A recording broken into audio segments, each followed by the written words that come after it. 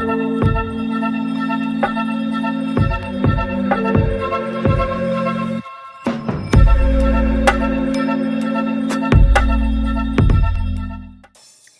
to Tress Talk with Gerdie, your weekly dose of hair, beauty, business, education, wellness, and of course, faith.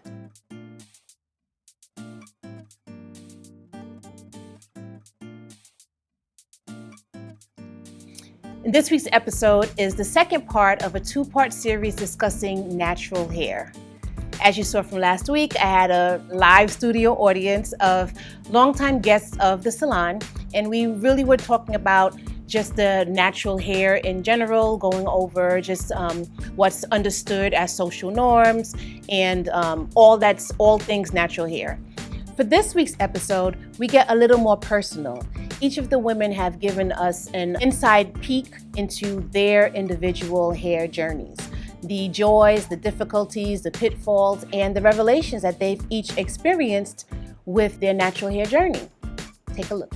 Just your hair journey as a woman of color, and in light of the Crown Act and where we are now in the world of like a sort of a universal acceptance of the Black woman, I guess. Mm-hmm. You know, if you can speak to that, each of you. Mm-hmm.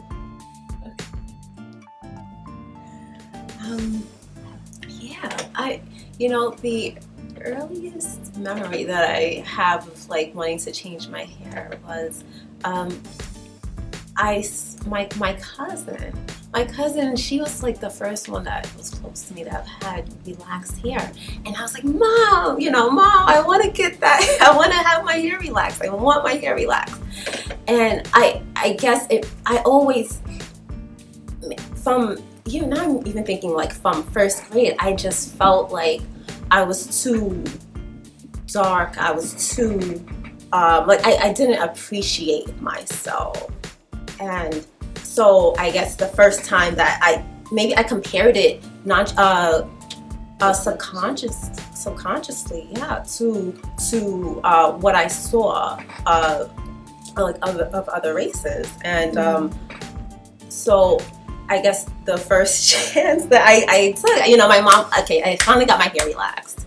And that's when I enjoyed that look. And so I had my hair relaxed for years. And I did go to Gerdie's actually.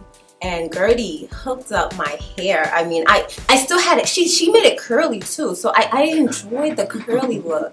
I did. It was just that it was like a loose, it was like a looser curl, and so I enjoyed it. It was easy and it was manageable. But she took care of it. And so time went on. I just kind of started going to college, and one day I stopped taking care of my hair. I cut it all off.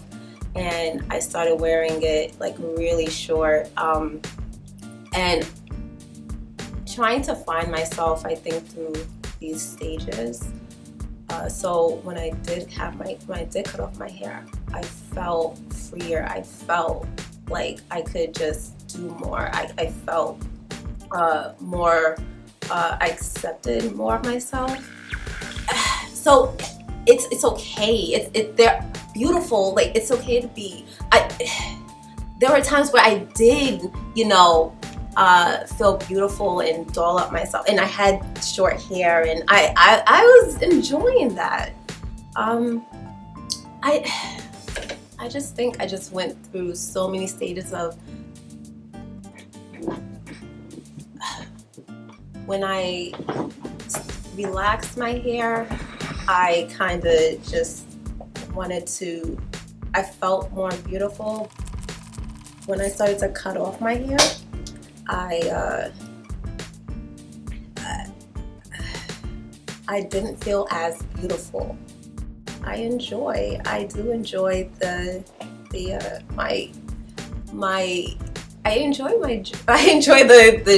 faux dreads. I do, because it's something that is still giving me like a little bit of a natural look, and it's something easy that I can work with. I can like go out the house and leave and like in a moment, and I enjoy that. And I don't wear makeup typically on a typical day. So I'm okay. I'm okay. 2009. I actually failed in high school, and because perms were still like a big thing and my mom was very supportive of it, I tried it in high school. She was like, just let me perm it. I grew it out for a few months, permed it, and then I finally got to go away to school, and I was away from the perm, and I tried to grow it out, and I remember like experiencing, I used to get called names like Macy Gray and things like that because I did like grew it out for a year, and then I did the big chop on my own, and right after that I did braids, and once I took it out, Macy Gray, this and that, and then over time I just had to like learn to accept it, and I learned to work with it, and I feel like it's been a lot of years now that I've been natural, and I just feel like it's flourishing. Like my hair grew faster. It just made me just love myself more, and just learning different techniques, and then also as more women went natural, just having other people to like confide in and get tips, and that's been like the biggest help, like going natural. The African American hair care industry is estimated to exceed the $2.5 billion mark. This projection does not include hair accessories, wigs, extensions, and so much more. As women of color embrace their natural hair, there is a growing focus in this category for products that provide smoothness, shine, and moisture while maintaining our naturally textured hair. Another report has stated that African Americans make up 86% of the ethnic beauty market. That translates to $54 million of the $63 million that was spent, according to the Nielsen report, and it is slated to jump to about 5% by 2022. Needless to say, we have tremendous buying power. In our next segment, we're going to go over some of the joys and the difficulties that we've experienced in styling and caring for our natural hair. However, we do have the resolve to embrace our curls and to find ways to be able to use products to enhance our natural beauty while not feeling the need or the pressure of succumbing to the societal norms that try to dictate how our hair should look, feel, and or be styled. So listen to our joys and difficulties. Take a look. Two things. What do you find to be your biggest joy in making this decision to go natural? And what do you find to be your biggest, not pain, but what do you find most difficult about your natural journey? So, your joy, and then what's been most difficult? So kind of like on the flip side of that, it's working, doing like the twist outs, because I like the look of it, but it just took like all day, and that was really, it was just time consuming, and for me non-manageable. If I didn't do it, like if I just left it, it was just not manageable because I'd have to agree. That would be the downside, is taking the time. Like wash day is not, like it's a day. Like you have to make sure, especially like with thick hair, you have to section it and making sure that you get everything. But the joy is just all that comes with it. Like my hair defies gravity, and it's big, it's beautiful. We could do so much with it. If you want to wear it straight, you can wear it straight. If you want to wear it curly, like there's just so much that you can do with natural hair, and I just love that about it. The joy is learning me. So like when I do wear my natural hair, just having the time to know which styles I can do, what fits my face, just kind of like different, like you were saying, like different ways of like wearing it. Like when I used to wear it, I used to use like the rods, and like when I would take it out, like the first day, like I would have like more of like kind of like slick kind of curls, and then like over time it gets bigger, and I love that about it. But also the part of this can't last forever. You just kind of like have that moment, and then you just take it. Like when people say natural hair, like you don't control natural hair, kind of controls you, because however it decides to be that day, it is. And there's sometimes where you're like, oh, this is kind of dope, and there's times where you're like, oh man, what do I do with this? But just kind of like learning that and accepting it. But yeah, the difficult part is the timing. It takes a lot of time. So that's why I enjoy coming to Gerdie for like my wash, because, you know, I mean, just like having someone to massage it and to comb through it and to have that type of patience. I don't have it. Like I have to get out of my house in order to have that, because within the house with all the children and everything, it's just like we don't have the luxury of having a hair day. But having a hairdresser who takes time out to know your hair, like even as you're combing through it, you know, you're not harsh with it, but you're taking time, so that way I'm not losing hair, because the whole purpose is we want natural hair and we want to retain every part of it, right? So yeah, the difficult time is the caring for it. It takes time. I would say my joy comes from the pain of it, actually. Because acceptance is a daily thing. Okay. Like I said, before you come out of the house, you got to think about it. And COVID, again, is a pain. So if I'm in the hospital, which is like 2 days a week, 12 hours, I have to think, I'm possibly going to have a COVID patient, so I can't do that while she's doing with that. So how is my helmet going to fit today? So if I'm in the hospital, it needs to be like this. Or if I'm in endoscopy, where am I going to? But again, daily acceptance. This is me. That's my hair. It's versatile. I accept it and I love it.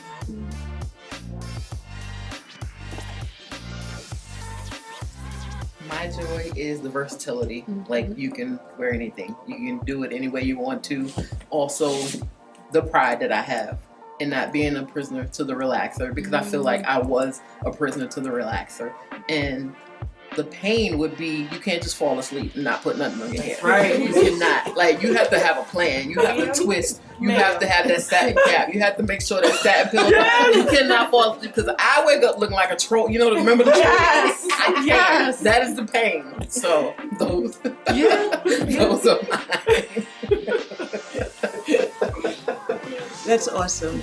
I never expected for this to be a career choice. I actually was on the path to be an entertainment lawyer, but I always did hair. I started when I was 8, and it's amazing. I have an 8-year-old now. I never taught her how to braid. People will automatically say, well, you do hair, so that's why. And I'm like, well, no one did hair for me. And I see the same thing happening in her. Now, the little one, the 5-year-old, she's following what she's seeing and all. But the 8-year-old, she does. My biggest thing was that if ever I'm going to do something, I want to do it well. And so I remember even being 8 years old and being so hard on myself at getting parts straight. I used to be so mad that I used to want to do like a top knot, as we call it now, with braids. And I couldn't do upside down in the back of my head. So I'd have to ask my sister, beg my sister to do the back for me. And I'd get mad because she wouldn't do it how I wanted it, because she just wanted me to get out of her way. And I would do that. So I say that to say my journey started rather young. And it kind of like the path opened up for me as opposed to me looking to do this. But I found a joy in it. And ironically enough, my joy is in the other. Because if I could take my head off my shoulders and do my own hair, it probably would be a different story. But I get more joy out of having someone in front of me being able to do that. But one thing that I do take pride in is that I make sure that my own crown is healthy, is beautiful, because that has been, even before social media and all, my hair was my biggest advertisement, and so I didn't walk around saying that this is what I did. I just was walking around being me, and people would always remark on my hair. And so in whatever state. Right now, the difficulty is, for whatever reason, ironically enough, I'm a colorist. I am at a standstill. I'm at a plateau where I don't know what color I want to do with my hair, hence the myriad of colors that you're seeing with my own hair and my extensions. And that's, for me, it's deeper than that, because I'm like, what's going on with me? Because I'm I'm at a crossroads in my life period. And the fact that for the first time since I could remember in like 30 years, I really don't know what to do with my hair right now. And even saying that is weird because this is what I live day in and day out, and I really am like, what's going on? So 2 years ago, was it 2 years ago?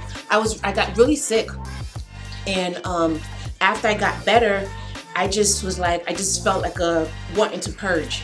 So I went and cut off all my hair. And those of you who've known me before, I've always had a lot of hair, and I cut it all off. And for the past 2 years, right before COVID, I rocked it short and loved it.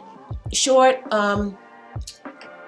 The last relaxer I got was last February, right? And so I wasn't being intentional about just not relaxing it anymore.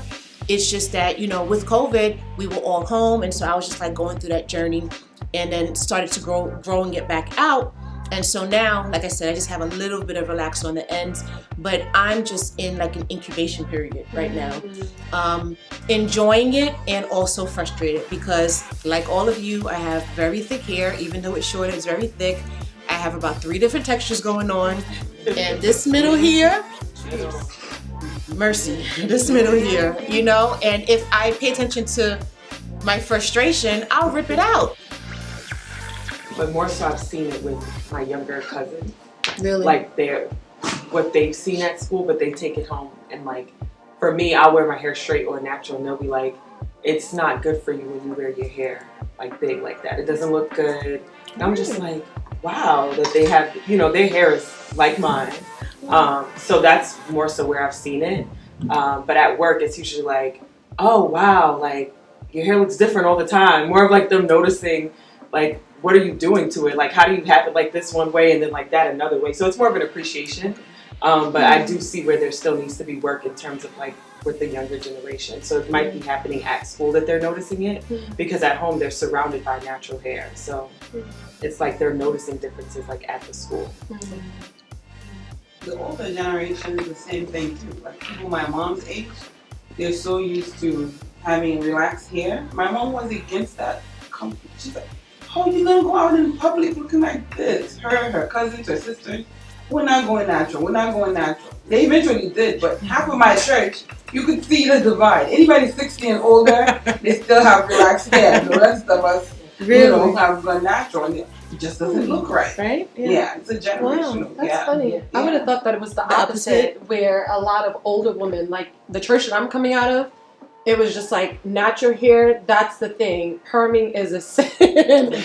Any type of glamour, that's a sin. So that's very interesting to know. But for me, I don't think that like on the job it's been, you know, there's been any discrimination. I think it's more of internal. Like if I go for a job interview, I don't think that I can wear my natural hair, like with a suit to go for a job interview. That's what you're saying to yourself. That's what I'm saying to myself. Like they're not going to see you the same way. But I would go for the job interview, and then first day on the job, I'm wearing my natural hair because like now I'm in. So I think it's more of me feeling like this is how they're going to perceive you. So you've got to present yourself a specific way because natural hair just doesn't look neat and professional and clean enough. If I knew other ways to style natural hair though, because I see a lot of people who, you know, on YouTube where they have a certain type of way of styling their natural hair where it really does look professional. I don't know how to do that with my hair, so I would just always revert to what I know. And I struggle with that because I had a conversation with friends. Like they said the same thing. Like they'll wear their hair pulled back, and I'm like, what is unprofessional about our hair in a natural state? If straight hair could be in its own state, and that still be considered professional. So I'm like struggling with that as well. Like, what is unprofessional about just wearing it? So that's a very like great point that you made.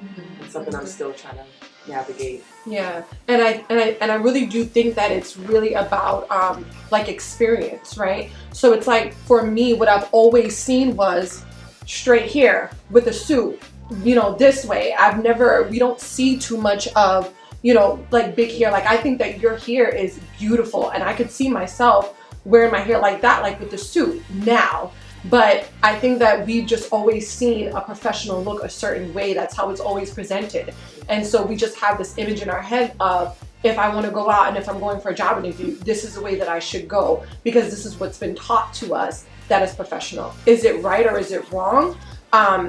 I think that there is another way of knowing that, but we just have to learn that and make it the norm because it hasn't always been the norm.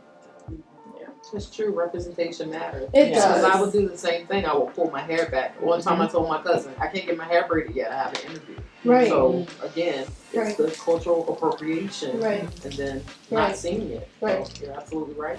Right.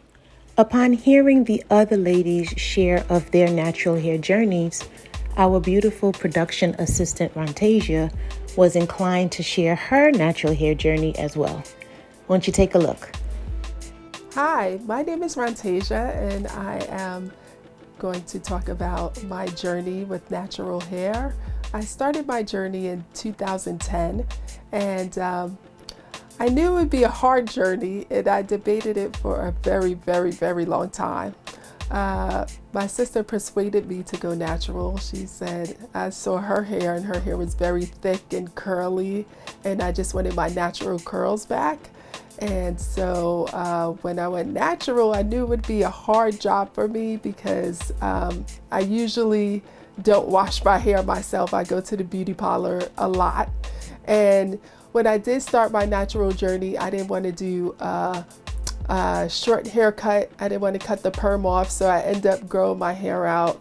And it was straight and curly at the same time, so it was very hard, but I wanted to be able to put it in ponytails and style it as usual.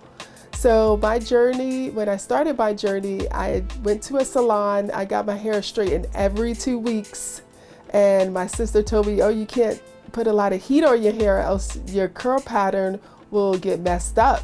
But I told her I don't have time to style my hair with these natural styles. It takes too long, and it's hard for me to do my own hair. So as I went to the beauty parlor every 2 weeks, I had my beautician blowing it, but of course she probably was putting way too much heat on my hair. They would roller set it. I would sit under the dryer for an hour, and then she would blow it with the hair dryer, very, very hot hair dryer. And my hair was very straight, but when I would leave the salon, a lot of people told me my hair smelled burnt. And I know I was watching Dr. Oz one day, and he said, oh, if your hair smells burnt, that means that you're probably burning the follicles of your hair, and it may not grow back. So I stopped going to that hairdresser because that traumatized me. And I just started going to another hairdresser who didn't use as much heat on my hair. And I just noticed that my curl pattern still wasn't very curly like my sister's. And I was asking her, what did she do? And she told me to do protective hairstyles, but it's so hard for me to wash my hair. It gets very tangled, and it takes me hours to comb out my hair. And I don't have a solution to I don't know, I tried different hair products because everybody tells me to try different hair products, and sometimes they work the first time, and then when I try them the second time, they don't work at all. And I have a very hard time combing out my hair. It gets very tangled. I have one side of my hair that's very, very curly, and then I have another side of my hair that's straighter. So one side is longer than the other, and I just don't know how to maintain my natural hair. I'm definitely glad that Gerdie is coming out with her show, Tress Talk with Gerdie, to enlighten people about natural hair care and just show us a little tricks and tips on how to save our hair and maintain our hair in a healthy, manageable way, because I sure need it. I need the help. A pivotal moment in my career was being able to be in this industry and witness the Crown Act being signed into legislation. It is now illegal for anyone to be discriminated against based on their hair type, texture, or style that they choose to wear. Awesome.